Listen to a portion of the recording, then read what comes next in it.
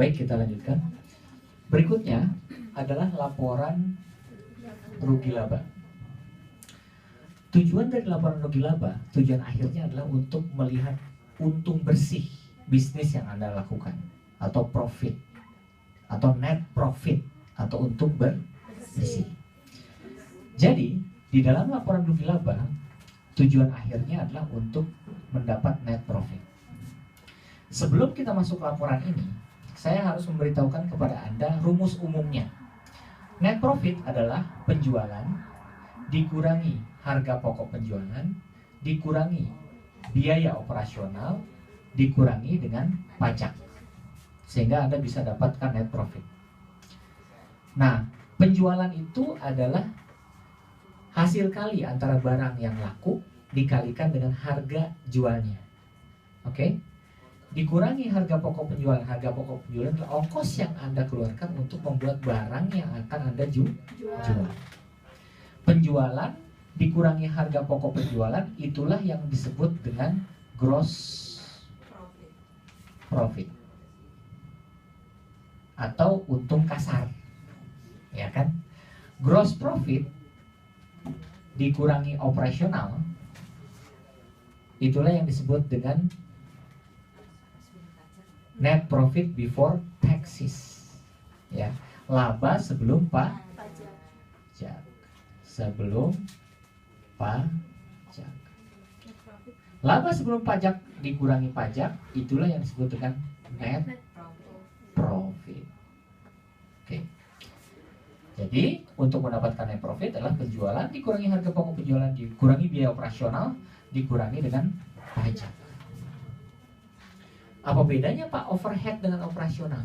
Kalau overhead itu biasanya berhubungan dengan bagian produksi, berhubungan dengan dapur. Jadi kalau misalkan Anda punya listrik, ada dua, ada listrik di dapur, ada listrik di office. Otomatis listrik yang untuk alokasi dapur itu masuk ke overhead. Dan listrik untuk alokasi kantor itu masuk ke biaya operasional. Gaji juga ada dua. Ada gaji karyawan yang langsung bekerja untuk membuat produk, itu masuk ke harga pokok penjualan. Ya. Tetapi gaji karyawan yang bekerja di kantor itu masuk sini, biaya operasional, gitu. Nah, misalkan kasus kita adalah konveksi, ya, laporan rugi laba. Konveksi, Anda tulis nama perusahaannya, Konveksi Bintang, misalkan. Kemudian per berapa? Per 31 Desember 2016. Misalkan seperti itu. Kemudian dalam satuan rupiah. Ya, dalam rupiah. Nah, kita lanjutkan.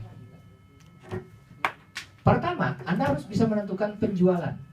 Penjualan itu sering disebut dengan sales, ya. Orang kita sering menyebutnya dengan kata omset. Adalah jumlah barang yang laku dikali dengan harga, dikali dengan bulan. Misalkan 12 bulan. Misalkan Anda menjual dengan harga 150.000. Oh, harga satu barang Rp 150.000. Ini kan baju, ya. Ya. Misalkan lakunya berapa? Lakunya 30 unit. Berarti 30 unit selama 12 bulan. Karena kita kalkulasinya per tahun. Sehingga dapat berapa? 54 juta. Sehingga dapat 54 juta. Nah, itu pemasukan, ya. Dikurangi pengeluaran. Nah, Anda kan tadi sudah bikin tabel HPP. Tinggal disambung ke sini. Harga pokok penjualan. Ingat, harga pokok penjualan itu adalah biaya bahan baku ditambah tenaga kerja langsung, ditambah overhead, ditambah inventory awal barang setengah jadi, dikurangi inventory akhir barang setengah jadi, ditambah inventory awal barang jadi, dikurangi inventory akhir barang jadi. Berapa harga pokok penjualannya ceritanya? 19 juta 19.760. Nah, ini sebagai pengurang. Itulah yang disebut sebagai gross profit atau laba kotor. Berapa laba kotornya? 34 juta 980 80 240. 240. Nah, baik.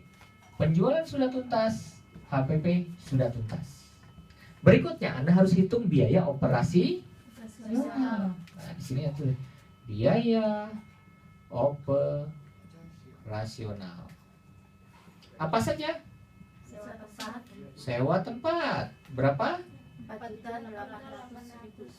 Oh, 4.800.000. Apalagi? Telepon. Berapa? 2.400.000. Apalagi? Transport. Apalagi? 3 juta. Apalagi? Depresiasi. Apa itu depresiasi? Penyusutan atau penurunan nilai suatu barang. Berapa? 160.000. Apalagi? Bunga bank. Perhatikan, kalau pada saat Anda membiayai harga pokok perusahaan atau harga pokok penjualan, ternyata uangnya minjem dari bank, otomatis bunga yang Anda bayarkan ke bank itu masuk kalkulasi sini. Bunga bank berapa? 450.000. Sehingga dapat totalnya ya? Berapa totalnya? 10 juta 10 juta 810.000. 10.000. Oke. Inilah yang disebut dengan total biaya operasi. Oke. Kemudian ini Anda masukkan ke sini, kurung buka 10.810.000. Oke. Ini gross profit dikurangi biaya operasional, itulah yang disebut sebagai laba sebelum pajak. Ini sebagai pengurang ya. Laba sebelum pajak. Berapa laba sebelum pajak? 24 juta 170.240. Nah, berapakah besar pajak? Misalkan pajaknya 2%. Nah, Anda kurangi pajaknya 2%. Ya.